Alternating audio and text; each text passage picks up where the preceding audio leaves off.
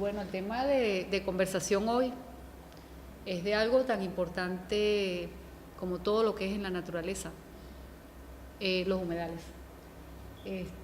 Una cosa que sale allí en la primera lámina, entonces es una cosa que es uno de los sistemas ecológicos de mayor relevancia en nuestro planeta. Lo constituyen los humedales, pero en realidad, ¿qué son estos lugares? Hoy en día está muy en boga, aun cuando casi que en mi inicio del Ministerio del Ambiente, ya nosotros hablábamos de humedales, y ya yo estoy a punto casi que de salir del ministerio. Me toca ya darle la oportunidad a otras personas a que se interesen ya en estos temas tan importantes para el funcionamiento de lo que es la vida. Entonces vamos a hablar un poquito, vamos a entrar un poquito más en detalle de lo que son los humedales.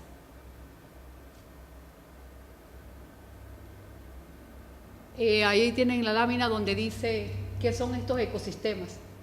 En el transcurso de toda la presentación ustedes van a ver siempre agua, tierra y plantas, porque todo eso es lo que constituyen los humedales.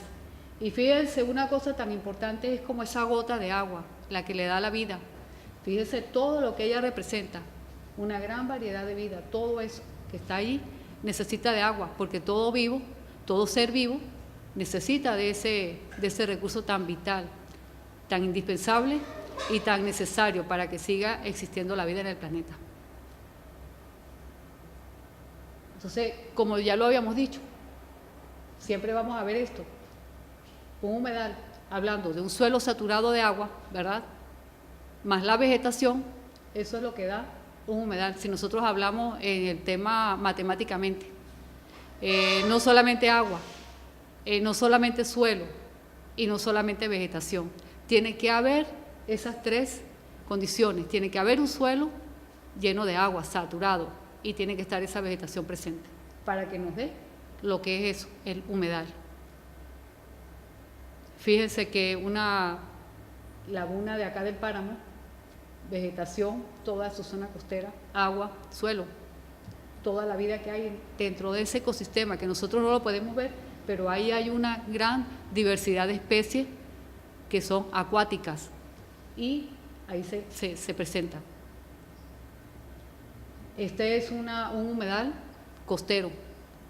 Fíjense que ahí está, la vegetación está para este lado y el suelo y el agua. Ya eso es un humedal marino, costero. Otra laguna de acá de nuestros páramos.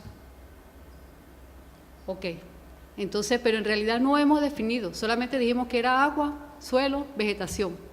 En realidad vamos a ver qué son los humedales, por qué son tan importantes, por qué la gente últimamente ha estado hablando mucho de lo que son los humedales, o sea, qué es lo que quieren saber. Fíjense que esta mañana yo estaba en una reunión y la reunión trataba sobre eso, sobre qué vamos a hacer con los humedales, porque cada vez estamos viendo que estamos teniendo problemas de agua, ¿verdad? Entonces, vamos a ver por qué son tan importantes y qué es lo que está pasando, que cada vez nosotros estamos teniendo problemas de agua. ¿Qué es lo que está sucediendo? Entonces, los humedales son todas aquellas extensiones de marismas, pantanos, turberas, okay, a todos aquellos sitios que son marismas, o sea, que son mares, zonas costeras, que son pantanos. O sea, cuando uno va caminando y de repente se consigue con una broma así, un aguachinamiento, uno dice, uy, aquí que hay, y entonces eso es un pantano. Turbera también, hay vegetación, ¿verdad? Pero más que todo de tipo gramínea, o superficies cubiertas de agua. Todo lo que esté cubierto de agua, eso es un humedal. Y estas pueden ser naturales, o sea, fíjense que son de la naturaleza, las lagunas que estuvimos viendo antes, las zonas costeras, todo eso son humedales naturales, pero también los hay artificiales. Ustedes no sé si ustedes sabrán cuál es el proceso para nosotros poder obtener arroz. Agarramos el arroz y lo tiramos así como cualquier planta y ahí se da el arroz. No, ¿verdad? Entonces el arroz es una planta que necesita de esos humedales. Entonces fíjense ya una parte importante del humedal. O sea, en humedales se producen siempre algunos tipos de plantas. Es necesario que estén cubiertas de agua, ¿verdad? Para que se dé ese tipo de alimento, que fíjense que es muy importante para un porcentaje muy alto de la población a nivel mundial. Porque fíjense que casi toda la población asiática, su principal alimento es el arroz. Entonces fíjense que si no hay humedales, si no son tan importantes, no van a tener ese plato tan importante que es para ellos como es el arroz, ¿verdad? También pueden ser temporales, pueden ser permanentes. Fíjense que hay ríos que de repente uno dice, no, ahí bajaba un río, entonces eso es temporal, ¿verdad? Pero si es un río, por ejemplo el río Chama es un permanente, siempre tiene un caudal permanente que durante todo el año él siempre lleva agua, ¿verdad? A veces muy poca, otras veces mucha, o sea, pero eso depende de las condiciones ambientales, ¿verdad? De las condiciones climáticas, de la precipitación sobre todo, ¿verdad? Eso depende de la época del año. También pueden ser dulces, saladas o salobres, ¿verdad? Porque las lagunas, más que todo las humedales que están dentro de los continentes, casi la mayoría son de agua dulce. Hay excepciones. Por ejemplo, la laguna de Urao es salobre, ¿verdad? Es una laguna que tiene un tipo de sal dentro de su cuerpo de agua. Hay otras lagunas en otros países donde también son saladas. Y algunos son salobres, por lo menos los estuarios, porque viene la combinación cuando llega un río y se va a unir al mar, va a desembocar al mar. Entonces ahí hay unión de agua salada con agua dulce. Entonces eso también es salobre. Esos son los estuarios. Y también pueden ser de costeros, pero la profundidad no puede ser mayor a 6 metros. Entonces todo eso es lo que se considera como un humedal. Esta es una definición muy básica de una convención que hace años se dieron cuenta muchos científicos de la problemática que se estaba presentando con estos cuerpos de agua, con estos ecosistemas que cada vez estaban siendo amenazados. Y si ustedes, un ejemplo claro, y no podemos de pasarlo desapercibido, es lo que ustedes tienen aquí dentro del museo, es la Laguna de la Rosa. Eso es un humedal, ¿verdad? Ahí ustedes ven que ahí hay tránsito de aves. Hay unas aves que hoy están, mañana puede ser que no estén. Hay unas que son locales, todo el tiempo están allí, pero hay otras que vienen y nos visitan. Entonces, esa es otra de las cosas que hay que tener presente en la cuestión de los humedales. O sea que ya no es solamente vegetación, todo eso, sino que también hay vida animal, ¿verdad? Cualquier tipo de animal también forma parte de ese cuerpo tan importante, de ese ecosistema. ¿Okay? Entonces ahí lo tenemos. Ahí ese estuarino, ahí tenemos el ejemplo de un río que está cayendo a la zona del mar. Entonces ahí tenemos el tipo de agua salobre. Tenemos las marismas y tenemos las turberas. Ya lo habíamos dicho, hay humedales que son naturales, como son los lagos, los ríos, ¿verdad? Las zonas costeras, los pantanos, las marismas, los pastizales húmedos, las turberas, hasta los oasis. Cuando de repente la gente pues anda en un desierto y se consiguió ahí un oasis, eso es un humedal en ese sitio, tan inhóspito, pero también hay humedales de ese tipo. Tenemos los deltas bajos y debajo de marea, los manglares, que esos son unos ecosistemas muy importantes. Los humedales están considerados como los ecosistemas más productivos que pueden existir. y más productivos porque, bueno, ellos tienen la conjugación de todo. O sea, ellos tienen allí lo más importante, que es para que se dé lo que es el agua. Una pregunta, ¿los manglares son manglares que tienen mar o...? Manglares, el tipo de árbol. El tipo de árbol y tiene la propiedad... ¿Ah? No, son manglares, son unos tipos de árboles. Por ejemplo, tenemos el mangle rojo, el mangle blanco. O sea, son tipos de árboles, así como los árboles, el araguané y el apamate, pero la característica de ese tipo de árbol es que ellos pueden vivir en el agua. Ellos, o sea, fíjense que hay plantas y animales también que evolucionan, se adaptan a las condiciones ambientales. Si ustedes se dan cuenta, por ejemplo, aquí nosotros vamos hacia la zona esta de Lagunillas y ustedes ven que ahí hay cactus, ¿verdad? Y que los cactus no tienen ese tipo de hoja grande como lo pueden ver en los árboles que se encuentran acá en la selva nublada, en Mérida, ¿verdad? Porque aquí hay más disponibilidad de agua. Entonces en esa zona esas plantas se adaptan a esas condiciones porque ahí el agua es muy poca, entonces ellas no pueden darse aquel lujo de transpirar, ¿verdad? O sea, ellas no pueden botar exceso de humedad porque no tienen casi agua. Entonces, por eso es que ellos se adaptan y salen las espinas. O su sistema foliar, por ejemplo, el de los cuyes, es pequeña la hoja. Entonces, eso mismo sucede con los mangles. En los manglares se dan ese tipo de árboles porque ellos son los que están adaptados a esas condiciones. Es lo mismo que los chaparrales aquí en los llanos. Fíjense que ahí se dan muchos incendios de vegetación. Entonces, esos son unos tipos de árboles que están acondicionados, o sea, su sistema maderable está condicionado para ellos poder soportar todas esas temperaturas tan altas. Entonces, ahí en la naturaleza es muy sabia, la naturaleza se acomoda, se arregla, o sea, ella trata de seguir adelante, o sea, nunca trata de perderse lo que se tiene, ¿no? Y tenemos los artificiales o construidos, porque son los que el hombre prácticamente construye, ¿no? Hay las represas, son humedales construidos, o sea, es una de las formas de ellos represar un agua porque se quiere utilizar para algo, sistemas de riego, cuestiones hidroeléctricas. Entonces ahí se hace represamiento de ríos y entonces ahí eso es un humedal artificial. Entonces,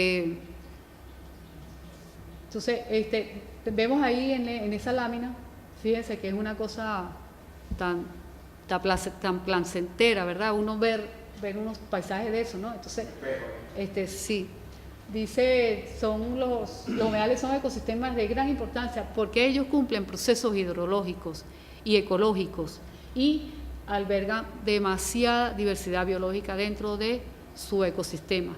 Entonces, por eso es que cada vez nosotros estamos más tratando de ver cómo se hace para que la gente de verdad le dé la importancia que ellos tienen. Porque antes, en el pasado, yo me acuerdo mucho, ¿verdad? Cuando yo estaba de menor de edad, se escuchaba, no, hay que secar eso, esa laguna, ese hueco que está ahí con agua, porque eso lo que trae son puros mosquitos y puros zancudos y puras cosas allí, y eso lo único que hace es que la gente se enferme.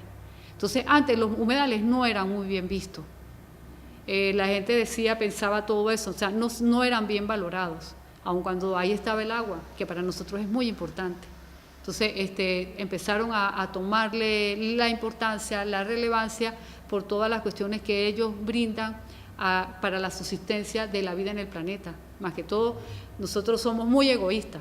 Nosotros decimos es para la existencia de la vida del hombre y no debería de ser así. Es para la existencia de todo lo que representa la vida en tal ecosistema y ahí se tiene que incluir todo lo que es la parte del ambiente. Ahí se incluye todo, tanto lo físico como lo químico, lo biológico y también se incluye el hombre. Entonces eso es lo que nosotros tenemos que procurar, que siga, que permanezca durante el tiempo. Entonces, ahí una de las cosas más importantes es abastecimiento de agua. El ciclo hidrológico, ¿ustedes creen que se puede dar si no hay humedales? Pregunto. No, ¿verdad? ¿Por qué? Porque el ciclo hidrológico es eso, agua. ¿Y el agua dónde está?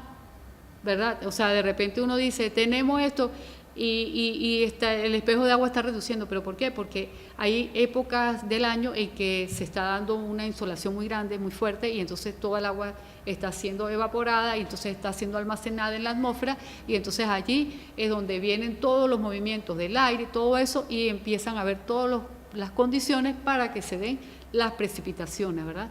O sea, todo eso es lo que nosotros tenemos que internalizar, darle la importancia. O sea, esta mañana estaba yo discutiendo con un amigo donde él decía Mérida productora de agua. Entonces yo le digo, mire, Yolanda Herrera, no creo que nosotros produzcamos agua. O sea, lo que yo he estado leyendo y lo que yo he estado documentándome, toda mi experiencia, el agua no se produce. Lo que sucede es que nosotros tenemos sitios donde el agua se almacena. Ahí nosotros tenemos unas plantas que son muy importantes, no es que todas no lo sean, todas tienen un rol que cumplir, pero allí vale la campaña del Muguito. Ahí tenemos los briófitos, que son aquellas plantas encargadas de absorber y de captar toda el agua que ellas puedan. Nosotros hablábamos de que un muguito captaba, una plantica de musgo almacenaba más o menos 7 veces su peso original. Pero estaba leyendo, buscando más información como para traer algo, y entonces me doy cuenta de que las turberas que quedan en la turbera que nosotros tenemos en las partes altas de Mérida, también las hay en otras partes del planeta, las turberas tienen un tipo de musgo, el sphagnum, y ese musgo me decían que tiene una capacidad de almacenaje 20 veces su peso. Imagínense, un musgo, y no es una planta grande, es una plantica chiquitica que nosotros para poderla ver bien tenemos que utilizar una lupa. O sea, no se puede ver así como ver un árbol, un arbusto, ver una gramínea. No, nosotros tenemos que verla bajo una lupa para poderla ver. Y esa planta tan pequeñita nos almacena toda esa cantidad de agua. Entonces nosotros lo que tenemos es eso, grandes reservorios, porque tenemos plantas que nos hacen ese almacenaje de agua. Entonces aquí tenemos la importancia, regulación del cambio climático. Para nadie es un secreto, todo lo verde, ¿qué es lo que realiza? Un proceso fotosintético, ¿verdad? Realiza la fotosíntesis. Y entonces la fotosíntesis es porque lo que ellos hacen es que ellos absorben el dióxido de carbono, lo transforman y no sé qué más, y nos dan oxígeno, ¿verdad? Aparte de otras cosas. Pero lo importante es que absorben el dióxido de carbono y nos dan oxígeno a nosotros para poder respirar. Entonces ellos sirven como sumidero. Las turberas, ellas almacenan, son grandes depósitos de dióxido de carbono. Entonces, si nosotros tenemos todo ese tipo de plantas en esos humedales, nosotros estamos contribuyendo con la regulación del cambio climático. O sea, ellos almacenan eso, ellos absorben todo ese dióxido de carbono. Por eso es que decía, plantemos árboles, porque plantando árboles nosotros vamos a mejorar las condiciones climáticas del planeta. Entonces, por eso era que muchos presidentes, muchos países dijeron, vamos a plantar no sé cuántos árboles.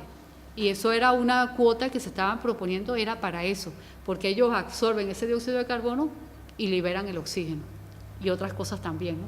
Entonces, eso es muy importantísimo, porque aparte de ser sumidores de dióxido de carbono, son sumideros de polvo, regulan la temperatura, ¿verdad? Y son generadores de microclimas, productores de oxígeno. Eso es en relación a la regulación del cambio climático. Hay otro que es muy importante, que son los procesos hidrológicos. El mantenimiento y regulación hídrica de las cuencas hidrográficas, estuarios y las aguas costeras, reguladoras del ciclo hidrológico, ¿verdad? Controlan y previenen inundaciones. Todo eso lo hacen los humedales. Fíjese, ellos como les estaba diciendo, lo de los briófitos, ellos son unas plantas que están allí. Empiezan los procesos de precipitación y ¿qué sucede? Esa agua cae y es absorbida por esas plantas, ¿verdad? Entonces ellas ahí captan y ellas regulan ese régimen hídrico junto con las demás plantas que están en el ecosistema y empieza a bajar toda esa agua, se queda allí, ¿verdad? Nosotros siempre decimos, pero si ha pasado todo este tiempo y casi no llueve, ¿verdad? Casi no llueve, el río Chama siempre trae agua.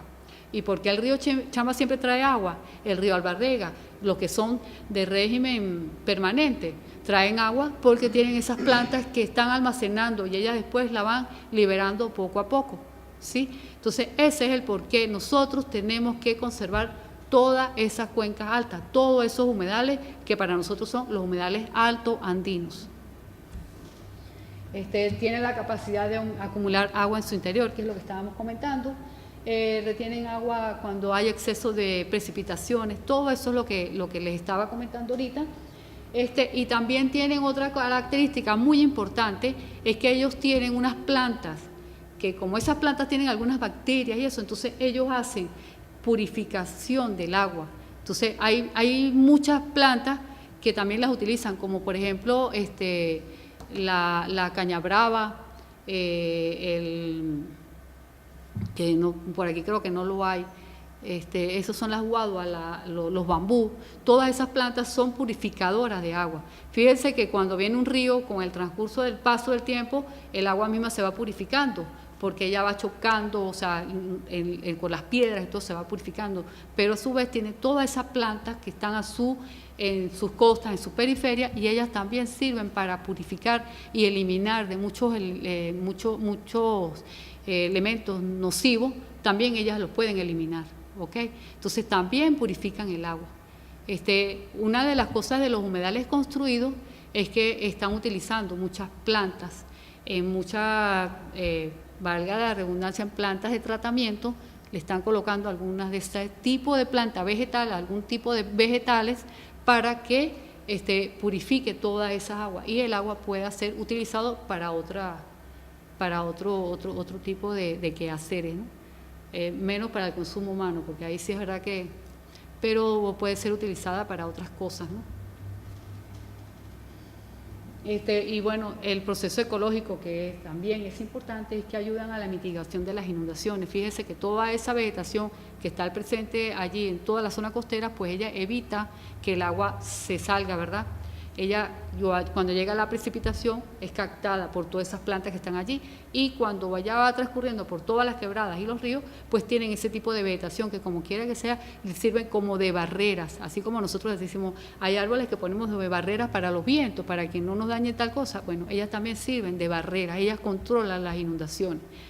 No sé si ustedes llegaron a saber que cuando hubo la crecida en Pueblo Llano, en la zona del Aracay, hubo un pedazo que ni siquiera fue afectado, porque ese pedazo el señor había previsto muchísimo en haberle colocado, creo que fue caña brava, creo que en bambú, no sé si llega a esas alturas, pero sí le había puesto un tipo de gramínea que fue el que le protegió a él todo lo que fue su talud de terreno, y el terreno de él no fue tocado esa vez que hubo esa vaguada en Pueblo Llano.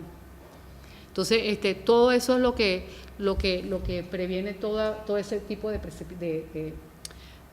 vegetación, todo lo que son los humedales.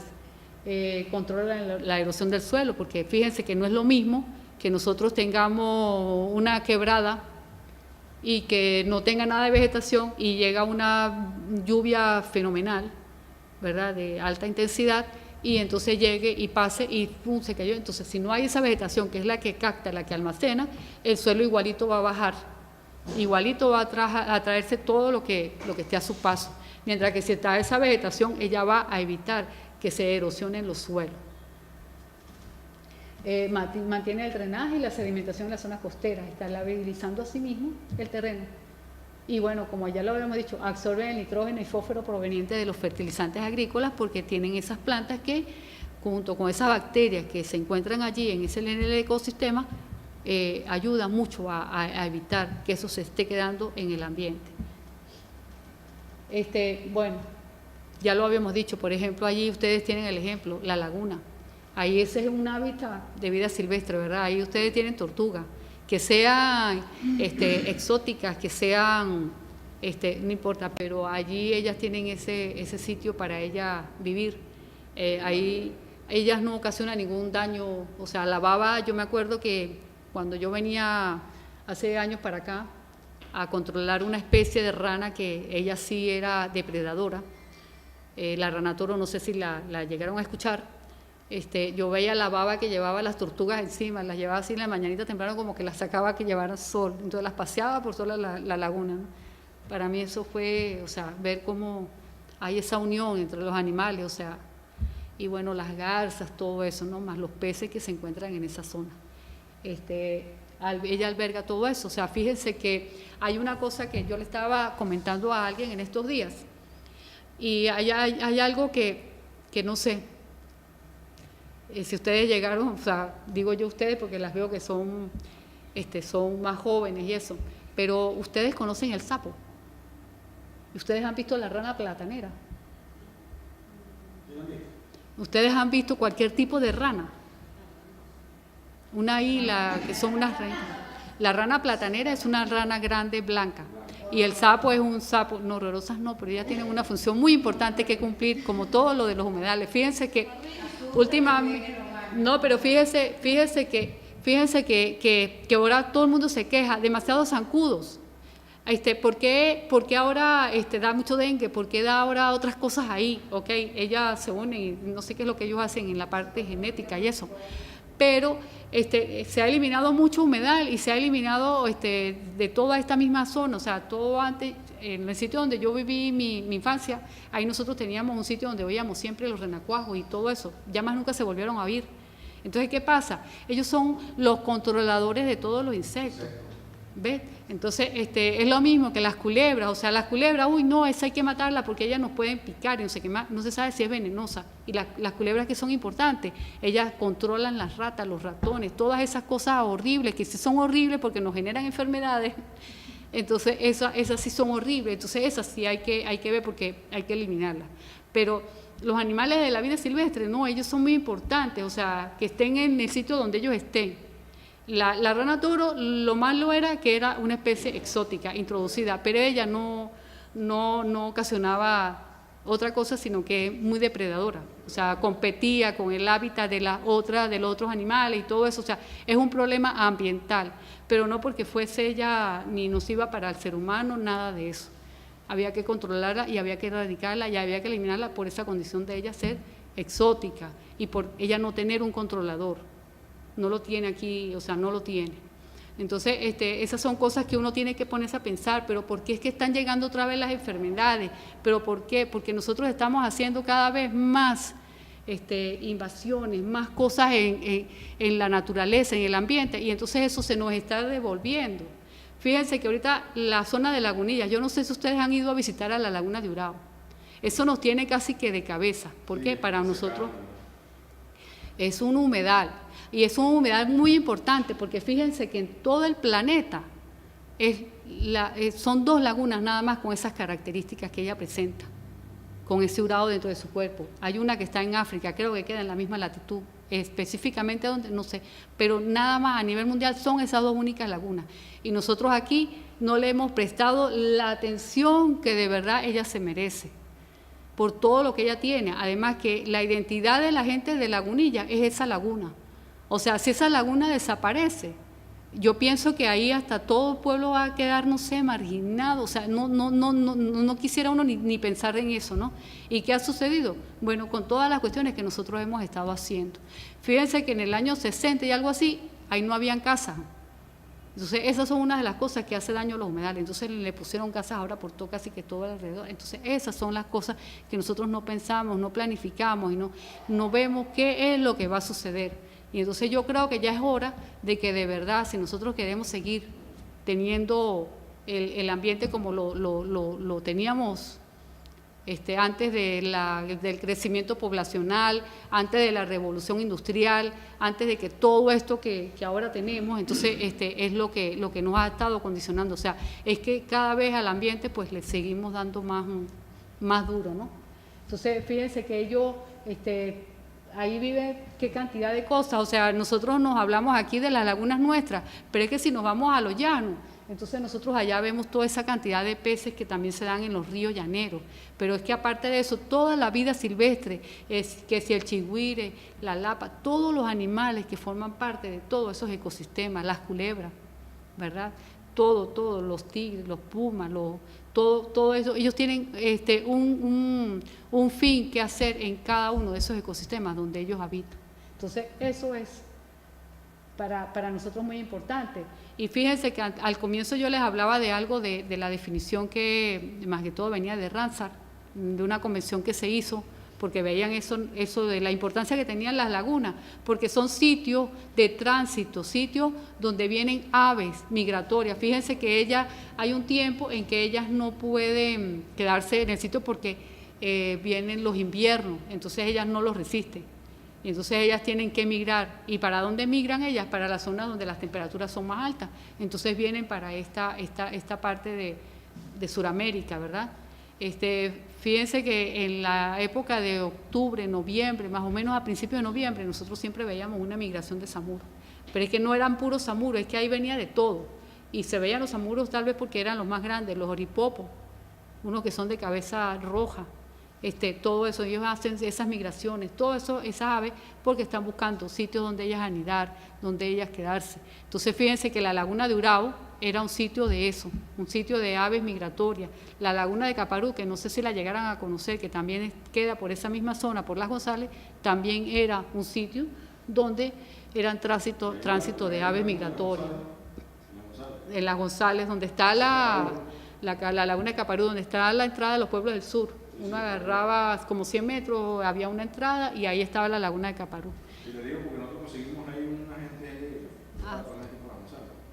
conseguimos una gente haciendo brujería ahí.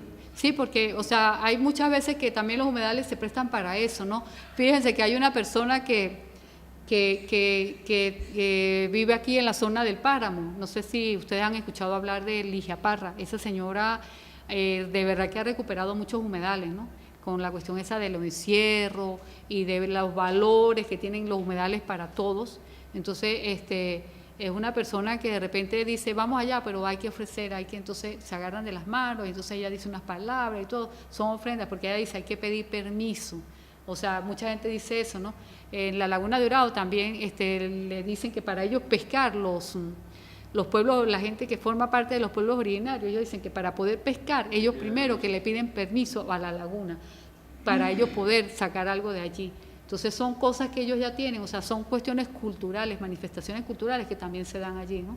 En la Laguna de Urabo creo que en el mes de mayo, cuando cumple años, también hacen unas cosas ahí, más que todo la gente, manifestaciones típicas de ellos, y son cosas que uno, pues, pero son sus manifestaciones, son sus cosas culturales. Entonces, eso también es importante. Y no solamente aquí, en muchísimas partes del mundo hacen esos rituales y todo eso, mágicos, religiosos y cosas así. Bueno, ya lo habíamos dicho, que mantienen el agua limpia, funcionan como filtros naturales del agua. La vegetación y la fauna que allí habitan, tanto macroscópica, microscópica, eliminan las impurezas del agua. Y pienso que nosotros ya deberíamos decir, ya es hora de decir que los humedales, ya es hora de dejar de decir que los humedales son sitios tristes. Me comí una palabra. Ya es hora de decir, de dejar de decir que los humedales son sitios tristes e inhóspitos. O sea, ya hay que decir que los humedales de verdad que para nosotros es el agua. Ahí viene todo eso. Bueno, como también vimos que eran los procesos hidrológicos, también tienen que ver con el cambio climático, con las cuestiones de los procesos ecológicos, nos dan alimentos, nos dan todo eso, pero también proveen alimentos medicinales a las poblaciones humanas, generación de energía, lo que estábamos hablando de las represas que se crean y eso para generar energía, ¿verdad? Son espacios pedagógicos. Fíjense que la Laguna de Caparú era un sitio donde los profesores de la Facultad de Ciencias llevaban a sus estudiantes allá y les explicaban todo lo que era ese ecosistema. Entonces era así como que una aula abierta y ellos defendían muchísimo ese sitio porque era su laboratorio natural. Entonces allí ellos llegaban y explicaban tanto de la parte de fauna como de la parte de vegetación, la parte de ecosistema. Es más, también se ponían a hacer observación de aves, porque ahí llegaban muchas aves, pero ellas estaban como escondidas, no querían que nadie las viera. Y entonces también todo eso servía para eso, ¿no? Y bueno, lo que estábamos hablando, también sirve de transporte acuático. Fíjense que hay países donde se transportan por medio de las lagunas, ¿verdad? van de un sitio a otro por medio de las lagunas, por medio de los ríos. Fíjense que los brazos esos del Orinoco, con la parte esta limítrofe con Colombia, pues mucha gente hace actividad económica, compra y venta de cosas y van y vienen y todo eso. Entonces es el único medio de transporte, porque para ellos ir si no lo pasa por ahí, imagínense, tendrán que agarrar un avión y dar madre vueltas para llegar a un sitio ahí, donde lo hacen a través de una chalana, de un barquito, de cualquier medio que sirva para transportarse ellos por medio de los ríos, ¿no? Y bueno, lo que estábamos hablando socialmente y culturalmente, los humedales constituyen un excelente recurso de recreación y turismo. O sea, fíjense que uno va al páramo y de verdad que uno no quisiera ni bajarse, ¿no? Pues precisamente una vez que estábamos haciendo un trabajo con unos muchachos que llevamos de una escuela del Vigía, los llevamos a la laguna de Mucubají. Los paseamos por muchos sitios, ¿no? Estábamos celebrando el Día Mundial de los Humedales. Entonces los estábamos paseando por varios ecosistemas y eso, y aquí vinimos, le mostramos la laguna, todo, y seguimos andando. Cuando llegamos a Mucubají, los muchachos había muchísimos que ni siquiera habían visto nada de eso. O sea, algunos si acaso habían llegado a Mérida, otros no, porque siempre se trata de hacer trabajo con ese tipo de estudiantes, ¿no? Donde nosotros, para darles oportunidad de que conozcan, y o sea, nosotros en la parte educativa y eso, pero también para que ellos vean otras cosas, ¿no? Entonces ellos estaban extasiados, ellos no querían bajarse de allá del páramo. Nosotros llegamos como a las 10 de la noche aquí, dejándolos a ellos que disfrutaran y claro, con nosotros poniéndole cuidado porque eran muchachos menores de edad, ¿no? Pero ellos andaban por allá corriendo y todo, y claro, había que tenerles cuidado porque la altitud también juega ahí un papel muy importante en las condiciones de las personas, ¿no? Entonces todo eso, ¿ves? Entonces, bueno, todos hemos visto todo lo importante, todos los beneficios, todo lo que nos da, pero son ecosistemas que están siendo amenazados.